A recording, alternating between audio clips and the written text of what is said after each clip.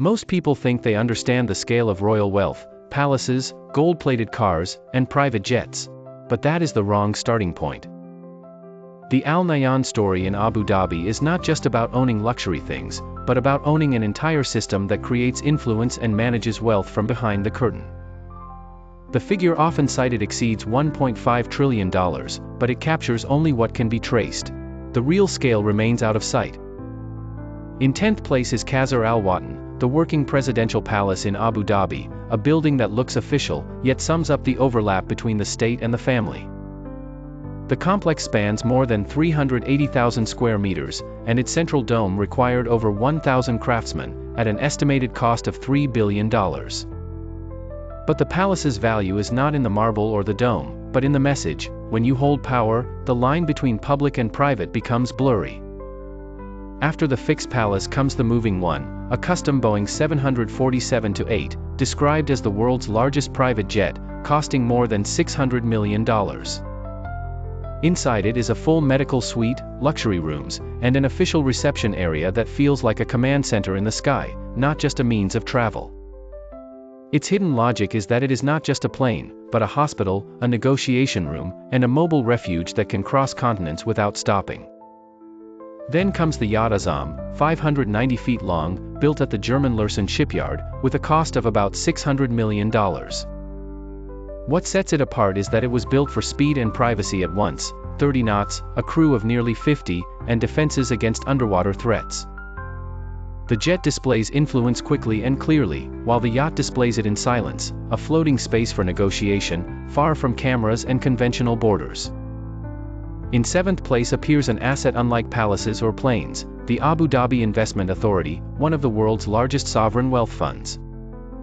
With assets exceeding $700 billion, this fund turns oil revenues into stakes in companies, real estate, infrastructure, and global markets.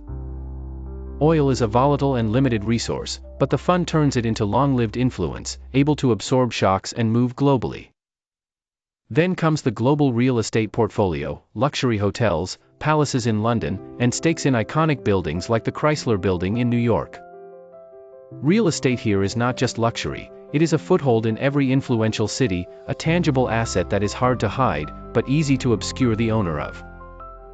Layers of companies, funds, and legal entities make ownership complicated. The building is visible to everyone, but the real beneficiary may remain in the fog. Art, meanwhile, is an even quieter asset. The private collection is valued at about $10 billion, ranging from old masters and impressionists to contemporary works. The most famous piece to emerge publicly is Leonardo da Vinci's Salvator Mundi, which sold in 2017 for $450 million. Then the painting disappeared from public view, revealing the nature of this kind of asset: enormous value, small size, easy movement, and ownership that is hard to trace. Art does not just store money, it creates soft power. Lending works to museums links the name to civilization and heritage, not just to numbers. In 4th place comes military equipment, Rafale fighter jets, Apache helicopters, and armored vehicles, assets that cost billions and require non-stop spending. This equipment is not just defense, but insurance on wealth, giving any negotiation a backdrop of power that numbers alone cannot provide. Then we come to the land itself.